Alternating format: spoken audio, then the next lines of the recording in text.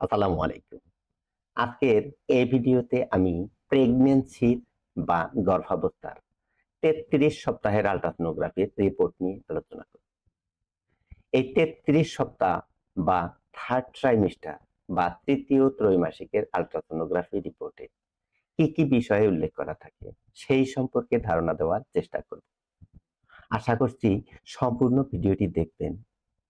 সম্পূর্ণ ভিডিওটি দেখলে এই ৩৩ সপ্তাহের প্রেগন্যান্সি প্রোফাইলের আল্ট্রাসোনোগ্রাফি রিপোর্টে কি কি বিষয় সম্পর্কে উল্লেখ করা থাকে সেই সম্পর্কে বিস্তারিত একটি ধারণা পাবেন। তাহলে চলুন আমরা মূল ভিডিওতে চলে যাই এবং দেখার চেষ্টা করি যে ৩৩ সপ্তাহের প্রেগন্যান্সি প্রোফাইল আল্ট্রাসোনোগ্রাফি রিপোর্টে কি কি বিষয় সম্পর্কে উল্লেখ করা থাকে। একটি আল্ট্রাসোনোগ্রাফি রিপোর্টে প্রথমেই যে বিষয়টি উল্লেখ করা থাকে সেটি হচ্ছে রোগীর নাম এবং রোগীর বয়স, কত তারিখে আল্ট্রাসোনোগ্রাফি করানো হলো সেই তারিখ উল্লেখ করা থাকে এবং আল্ট্রাসোনোগ্রাফির একটি আইডি নাম্বার থাকে, সেই আইডি নাম্বারটি উল্লেখ করা থাকে। যে ডাক্তার আল্ট্রাসোনোগ্রাফি করানোর জন্য রেফার করেছে সেই রেফার ডাক্তারের নাম এবং তার ডিগ্রি উল্লেখ করা থাকে। তারপর কোন বিষয়ে আল্ট্রাসোনোগ্রাফি করানো হলো সেই বিষয় সম্পর্কে লেখা থাকে। এখানে প্রেগন্যান্সি প্রোফাইল আল্ট্রাসোনোগ্রাফি যেহেতু আমরা দেখব, এখানে উল্লেখ করা আছে প্রেগন্যান্সি প্রোফাইল, অর্থাৎ গর্ভধারণ করার পর যেই আল্ট্রাসোনোগ্রাফি করানো হয় সেই আল্ট্রাসোনোগ্রাফির নাম হচ্ছে প্রেগন্যান্সি প্রোফাইল আল্ট্রাসোনোগ্রাফি। তারপর হচ্ছে thank you for kind of referral, যেই ডাক্তার মূলত আল্ট্রাসোনোগ্রাফি করার জন্য রেফার করে তাকে একটি থ্যাংক ইউ জ্ঞাপন করা হয়, অর্থাৎ ধন্যবাদ জ্ঞাপন করা হয়। এবার আসেন আমরা মূল ভিডিওতে চলে যাই যে একটি আল্ট্রাসোনোগ্রাফি রিপোর্টে মূলত কি কি বিষয় উল্লেখ করা থাকে, কি কি শর্ট ফর্ম উল্লেখ করা থাকে, এই সংক্ষিপ্ত রূপ দিয়ে মূলত কি বোঝানো হয়। এটি হচ্ছে একটি ৩৩ সপ্তাহের প্রেগন্যান্সি প্রোফাইল আল্ট্রাসোনোগ্রাফি রিপোর্ট। এই রিপোর্টের প্রথমেই যেই কথাটি উল্লেখ করা থাকে সেটি হচ্ছে নাম্বার অফ জেস্টেশন। এই নাম্বার অফ জেস্টেশন এই কথাটি কোনো কোনো আল্ট্রাসোনোগ্রাফিতে নাম্বার অফ ফিটাস ও লেখা থাকতে পারে। এই নাম্বার অফ ফিটাস অথবা নাম্বার অফ জেস্টেশন এটি দ্বারা মূলত গর্ভে ভ্রূণের সংখ্যাকে বোঝায়। গর্ভে ভ্রূণের সংখ্যা কয়টি সেটিকে বোঝাতেই মূলত এই নাম্বার অফ ফিটাস বা নাম্বার অফ জেস্টেশন কথাটি উল্লেখ করা থাকে। গর্ভে যদি একটি বাচ্চা থাকে বা একটি ভ্রূণ থাকে তাহলে আল্ট্রাসোনোগ্রাফি রিপোর্টে লেখা থাকে সিঙ্গেল। গর্ভে যদি ভ্রূণের সংখ্যা দুটি থাকে তাহলে রিপোর্টে লেখা থাকে টুইন, অর্থাৎ যমজ বাচ্চা। এবং গর্ভে যদি ভ্রূণের সংখ্যা ২ এর অধিক থাকে তাহলে রিপোর্টে লেখা থাকে মাল্টিপল। এখানে যেহেতু সিঙ্গেল লেখা আছে তাহলে বুঝতে হবে গর্ভে ভ্রূণের সংখ্যা একটি। কার্ডিয়াক অ্যাক্টিভিটি, কার্ডিয়াক অ্যাক্টিভিটি দ্বারা মূলত ভ্রূণের বা গর্ভে যে বাচ্চা আছে তার হৃদস্পন্দনকে বোঝানো হয়। আল্ট্রাসোনোগ্রাফি রিপোর্টে কার্ডিয়াক অ্যাক্টিভিটি দ্বারা মূলত বাচ্চার বা ভ্রূণের হৃদস্পন্দনকে বোঝানো হয়। যদি হৃদস্পন্দন থাকে তাহলে রিপোর্টে লেখা থাকবে ইয়েস অথবা প্রেজেন্ট। যদি কার্ডিয়াক অ্যাক্টিভিটি না থাকে, অর্থাৎ যদি ভ্রূণের হৃদস্পন্দন না থাকে, সেই ক্ষেত্রে রিপোর্টে লেখা থাকবে নো অথবা অ্যাবসেন্ট। এফএইচআর, এফএইচআর দ্বারা মূলত বোঝানো হয় ফিটাল হার্ট রেট, অর্থাৎ ভ্রূণের হৃদস্পন্দন মিনিটে কতবার সেটিকে বোঝানো হয়। এখানে ফিটাল হার্ট রেট দেওয়া আছে ১৪৭ বিএম। বি দ্বারা বোঝানো হয় বিটস, এম দ্বারা বোঝানো হয় মিনিট, বিটস পার মিনিট। অথবা কিছু কিছু আল্ট্রাসোনোগ্রাফি রিপোর্টে এখানে লেখা থাকতে পারে বিপিএম। বিপিএম হচ্ছে বিটস পার মিনিট, অর্থাৎ প্রতি মিনিটে হৃদস্পন্দন কতবার হচ্ছে সেই বিষয়টা উল্লেখ করা থাকে। এফএম, এফএম দ্বারা মূলত বোঝানো হয় ফিটাল মুভমেন্ট, অর্থাৎ ফিটাসের নড়াচড়া বা বাচ্চার নড়াচড়া বোঝাতে এফএম কথাটি উল্লেখ করা থাকে। যদি ফিটাল মুভমেন্ট থাকে তাহলে রিপোর্টে লেখা থাকে ইয়েস, অথবা যদি ফিটাল মুভমেন্ট না থাকে সেক্ষেত্রে লেখা থাকতে পারে নো অথবা অ্যাবসেন্ট। অর্থাৎ ফিটাল মুভমেন্ট থাকলে লেখা থাকতে পারে ইয়েস অথবা প্রেজেন্ট, ফিটাল মুভমেন্ট না থাকলে লেখা থাকতে পারে নো অথবা অ্যাবসেন্ট। প্রেজেন্টেশন, প্রেজেন্টেশন অথবা লোকেশন কথাটি দ্বারা আলট্রাসোনোগ্রাফি রিপোর্টে মূলত ভ্রূণের অবস্থানকে বোঝানো হয়। মায়ের গর্ভে ফিটাস বা ভ্রূণ কোন অবস্থানে আছে, কোন পজিশনে আছে, সেইটিকে বোঝাতে মূলত প্রেজেন্টেশন বা লোকেশন কথাটি উল্লেখ করা থাকে। প্রেজেন্টেশন বা অবস্থান মূলত তিন ধরনের হয়ে থাকে। একটি হচ্ছে সেফালিক প্রেজেন্টেশন, একটি হচ্ছে ব্রিজ প্রেজেন্টেশন এবং একটি হচ্ছে ট্রান্সভার্স প্রেজেন্টেশন। সেফালিক প্রেজেন্টেশন বলতে বোঝায় হচ্ছে বাচ্চার মাথা নিচের দিকে আছে, পা উপরের দিকে আছে। ব্রিজ প্রেজেন্টেশন বলতে বোঝায় বাচ্চার পা নিচের দিকে আছে এবং মাথা উপরের দিকে আছে। ট্রান্সভার্স প্রেজেন্টেশন বলতে বোঝায় বাচ্চা আড়াআড়ি আছে, অর্থাৎ বাচ্চার মাথা বা পা কোনোটাই নিচের দিকে নাই, বাচ্চা আড়াআড়ি বা বাংলা ভাষায় সহজ ভাষায় যেটা বলে পাথাইলা হয়ে আছে। এটা হচ্ছে মূলত ট্রান্সভার্স প্রেজেন্টেশন। তাহলে এখানে প্রেজেন্টেশন উল্লেখ করা আছে সেফালিক, অর্থাৎ বাচ্চার মাথা নিচের দিকে আছে এবং পা উপরের দিকে আছে। একটা বাচ্চা নরমাল ডেলিভারি করার জন্য সেফালিক প্রেজেন্টেশন হচ্ছে সবচাইতে ভালো প্রেজেন্টেশন বা সবচাইতে ভালো অবস্থা। জেস্টেশনাল এজ, আলট্রাসোনোগ্রাফিতে জেস্টেশনাল এজ দ্বারা মূলত গর্ভকালীন বয়স সম্পর্কে বোঝানো হয়। অর্থাৎ মায়ের গর্ভে বাচ্চা কতদিন ধরে আছে সেই সময়কালকে বোঝাতে মূলত জেস্টেশনাল এজ কথাটি উল্লেখ করা থাকে। এফএল, এফএল দ্বারা বোঝায় হচ্ছে ফিমার লেন্থ, অর্থাৎ হাঁটু থেকে মাজার বাটক পর্যন্ত যেই হাড়, যেই বোন, সেটাকে বলা হয় ফিমার বোন। এই ফিমার বোনের লেন্থ কত, দৈর্ঘ্য কত, সেটি বোঝাতে মূলত আলট্রাসোনোগ্রাফি রিপোর্টে এফএল কথাটি উল্লেখ করা থাকে। এখানে ফিমার লেন্থ দেয়া আছে 64.8 মিলিমিটার। আলট্রাসোনোগ্রাফি রিপোর্টে এটিকে মিলিমিটার অথবা সেন্টিমিটারে প্রকাশ করা হয়। যেহেতু 33 সপ্তাহ আলট্রাসোনোগ্রাফি রিপোর্ট, সেহেতু এখানে উল্লেখ করা আছে 33 সপ্তাহ 3 দিন, অর্থাৎ গর্ভকালীন বয়স হচ্ছে 33 সপ্তাহ 3 দিন। এসি, এসি দ্বারা মূলত বোঝানো হয় অ্যাবডোমিনাল সারকামফারেন্স। এতে হচ্ছে অ্যাবডোমেন অর্থাৎ পেট, সিতে হচ্ছে সারকামফারেন্স। সারকামফারেন্স অর্থ হচ্ছে পরিধি। তাহলে এসি দ্বারা মূলত বোঝানো হয় অ্যাবডোমিনাল সারকামফারেন্স বা পেটের পরিধি কত। এখানে পেটের পরিধি দেওয়া আছে 294 মিলিমিটার। আলট্রাসোনোগ্রাফি রিপোর্টে এটিকে মিলিমিটার অথবা সেন্টিমিটারে প্রকাশ করা হয়।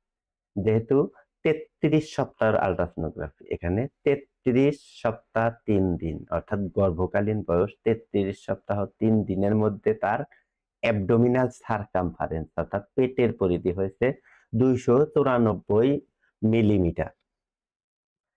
প্লাসেন্টা, প্লাসেন্টা অর্থ হচ্ছে গর্ভফুল। প্লাসেন্টা বোঝাতে মূলত গর্ভফুলকে বোঝানো হয় আলট্রাসোনোগ্রাফি রিপোর্টে। লোকালাইজেশন বা অবস্থান, প্লাসেন্টার অবস্থান বা প্লাসেন্টার প্রেজেন্টেশন কোন অবস্থানে আছে সেটাকে বোঝাতে মূলত লোকালাইজেশন বা প্রেজেন্টেশন লেখা হয়ে থাকে। এখানে প্লাসেন্টার অবস্থান হচ্ছে অ্যান্টেরিয়র পজিশন। প্লাসেন্টা মূলত কয়েকটি অবস্থানে থাকতে পারে গর্ভে: anterior, posterior, fundal, lower segment. Anterior হচ্ছে সামনে, পোস্টেরিয়র হচ্ছে পিছনে এবং ফান্ডাল হচ্ছে উপরে এবং লোয়ার সেগমেন্ট হচ্ছে নিচে। তাহলে এখানে প্লাসেন্টার পজিশন আছে হচ্ছে অ্যান্টেরিয়র অর্থাৎ সম্মুখ ভাগে। রিলেশনশিপ উইথ ইন্টারনাল ওস, অর্থাৎ প্লাসেন্টা সার্ভিক্সের কোন দিকে আছে সেটিকে মূলত বোঝানো হয় রিলেশনশিপ উইথ ইন্টারনাল ওস দ্বারা। এখানে অ্যাওয়ে ফ্রম দা ওস বোঝানো হয়েছে। অর্থাৎ এই জরায়ুর অনেকখানি দূরে আছে মূলত গর্ভফুল। প্লাসেন্টার অবস্থান হচ্ছে জরায়ুর থেকে, অর্থাৎ সার্ভিক্সের জরায়ুর মুখের থেকে একটু দূরে অবস্থানে আছে এই প্লাসেন্টা, এবং এই অবস্থানটাই হচ্ছে সবচেয়ে ভালো অবস্থান। ম্যাচুরিটি অর্থাৎ পরিপক্কতা, প্লাসেন্টার পরিপক্কতা অনুসারে প্লাসেন্টাকে কয়েকটি গ্রেডে ভাগ করা হয়, যেমন গ্রেড 1, গ্রেড 2, গ্রেড 3 এবং গ্রেড 4, 4টি গ্রেডে ভাগ করা হয়। এখানে ম্যাচুরিটি অর্থাৎ পরিপক্কতা গ্রেড 1-এ দেখানো হয়েছে, এবং নো অ্যাবনর্মালিটি ইজ ডিটেক্টেড অর্থাৎ কোনো অস্বাভাবিকতা নির্ণয় করা যায়নি, অর্থাৎ গর্ভফুল বা প্লাসেন্টায় কোনো অস্বাভাবিকতা নির্ণয় করা যায়নি, নো অ্যাবনর্মালিটি ডিটেক্টেড, এটি বোঝানো হয়েছে। অ্যামনিওটিক ফ্লুইড ভলিউম বা এএফআই, এএফআই দ্বারা বোঝানো হয় অ্যামনিওটিক ফ্লুইড ইন্ডেক্স। এই অ্যামনিওটিক ফ্লুইড বলতে বোঝায় হচ্ছে মায়ের গর্ভে বাচ্চা যেই তরলের মধ্যে ভাসমান অবস্থায় থাকে তাকেই মূলত অ্যামনিওটিক ফ্লুইড বা অ্যামনিওটিক তরল বোঝানো হয়। এই অ্যামনিওটিক ফ্লুইডের নর্মাল রেঞ্জ হচ্ছে 5 থেকে 25 সেন্টিমিটার, এটি সেন্টিমিটারে প্রকাশ করা হয়ে থাকে আলট্রাসোনোগ্রাফি রিপোর্টে। তাহলে এর স্বাভাবিক মাত্রা হচ্ছে 5 থেকে 25 সেন্টিমিটার। যদি এই এএফআই 5 থেকে 25 সেন্টিমিটারের মধ্যে হয়, স্বাভাবিকের মধ্যে হয়, নর্মাল রেঞ্জের মধ্যে থাকে, তাহলে আলট্রাসোনোগ্রাফি রিপোর্টে লেখা থাকে অ্যাডেকুয়েট। আর যদি 5 থেকে 25 সেন্টিমিটারের কম বা বেশি হয় তাহলে এখানে লেখা থাকবে ইনঅ্যাডেকুয়েট। তাহলে এই এএফআই বা অ্যামনিওটিক ফ্লুইড ইন্ডেক্সের নর্মাল রেঞ্জ হচ্ছে 5 থেকে 25 সেন্টিমিটার। যদি 5 সেন্টিমিটারের কম হয় তাহলে তাকে বলে অলিগোহাইড্রামনিয়াস, এবং যদি 25 সেন্টিমিটারের বেশি হয় তাহলে তাকে বলে পলিহাইড্রামনিয়াস। এস্টিমেটেড ফিটাল ওয়েট বা ইএফডব্লিউ, এই এস্টিমেটেড ফিটাল ওয়েট দ্বারা বোঝানো হয় হচ্ছে যে বাচ্চার বা ভ্রূণের আনুমানিক ওজন কতটুকু। একটি আলট্রাসোনোগ্রাফি রিপোর্টে এই ইএফডব্লিউ বা এস্টিমেটেড ফিটাল ওয়েট দ্বারা মূলত বাচ্চার আনুমানিক ওজনকে নির্দেশ করা হয়। এখানে এস্টিমেটেড ফিটাল ওয়েট দেখানো হয়েছে 2246 গ্রাম, এটি আলট্রাসোনোগ্রাফি রিপোর্টে গ্রামে প্রকাশ করা হয়। এখানে 2246 গ্রাম বলতে 2000 গ্রামে হচ্ছে 2 কেজি, 1000 গ্রামে হচ্ছে 1 কিলোগ্রাম বা 1 কেজি, তাহলে 2000 গ্রামে হচ্ছে 2 কিলোগ্রাম, মানে 2 কেজি 246 গ্রাম, প্লাস মাইনাস 10% অ্যাপ্রক্সিমেটলি, অর্থাৎ 10% ওজন কম হতে পারে বা 10% বেশি হতে পারে। এই যে টোটাল গ্রামের চাইতে 10% ওজন বেশি হতে পারে, অর্থাৎ অথবা 10% ওজন কম হতে পারে। The ventricle are not dilated and the spine appear normal. Ventricle বলতে বোঝায় হার্টের মধ্যে 4টি চেম্বার থাকে, একটা হচ্ছে right atrium, right ventricle, left atrium, left ventricle, অর্থাৎ একটি হার্ট বা হৃৎপিণ্ডের মধ্যে 4টি প্রকোষ্ঠ থাকে, যার একটি হচ্ছে রাইট অ্যাট্রিয়াম, একটি হচ্ছে রাইট ভেন্ট্রিকল, একটি হচ্ছে লেফট অ্যাট্রিয়াম, একটি হচ্ছে লেফট ভেন্ট্রিকল, অর্থাৎ ডান অলিন্দ ডান নিলয়, বাম অলিন্দ বাম নিলয়। তাহলে এখানে বোঝানো হয়েছে যে the ventricle are not dilated, অর্থাৎ নিলয় প্রশস্ত নয়, এবং দ্য স্পাইন অর্থাৎ স্পাইনাল কর্ড বা মেরুদণ্ডের হাড় অ্যাপিয়ার নর্মাল, অর্থাৎ মেরুদণ্ড দেখতে স্বাভাবিক আছে। স্পাইনাল কর্ড, ভ্রূণের যে স্পাইনাল কর্ড মেরুদণ্ড, সেটি দেখতে স্বাভাবিক আছে, এবং তার যে ভেন্ট্রিকল হার্টের ভিতরে অর্থাৎ নিলয়, সেটি প্রশস্ত নয়, ডায়ালেটেড নয়, not dilated.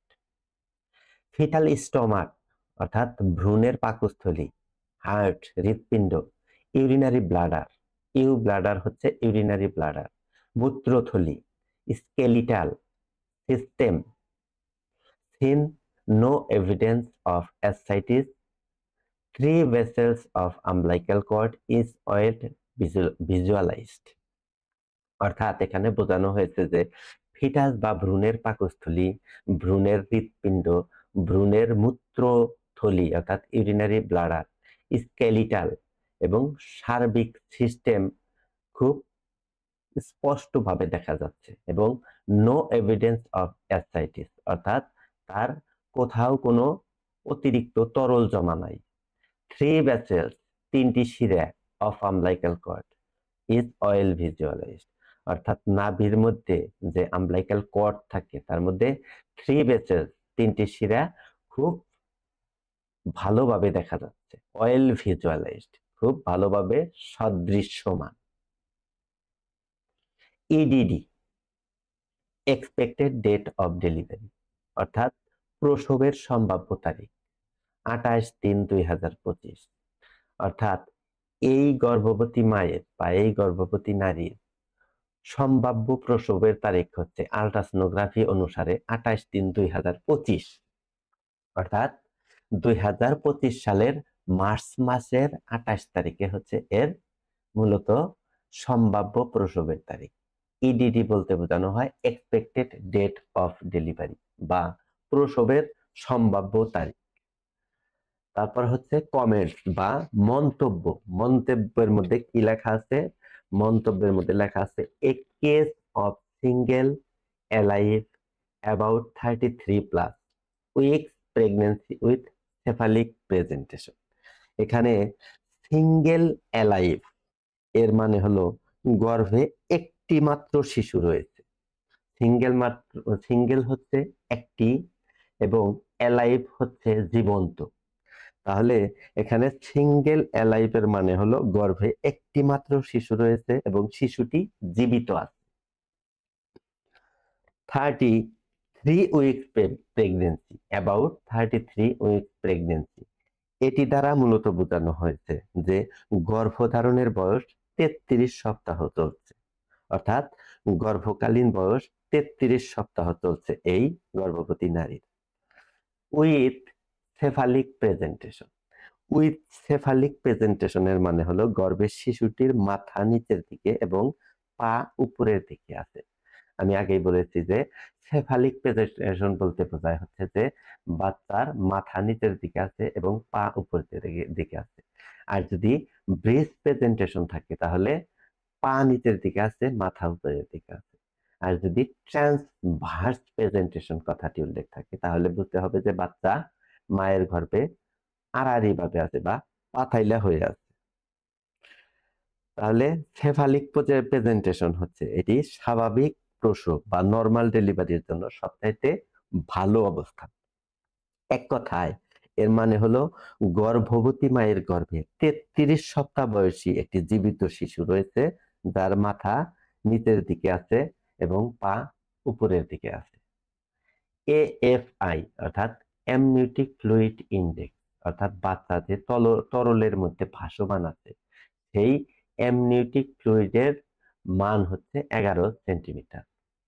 Estimated fetal wait ইএফডব্লিউ অর্থাৎ বাচ্চার আনুমানিক ওজন 2246 গ্রাম অর্থাৎ 2 কেজি 246 গ্রাম প্লাস মাইনাস 10% অ্যাপ্রক্সিমেটলি অর্থাৎ 2246-এর 10% কম হতে পারে অথবা 10% বেশি হতে পারে।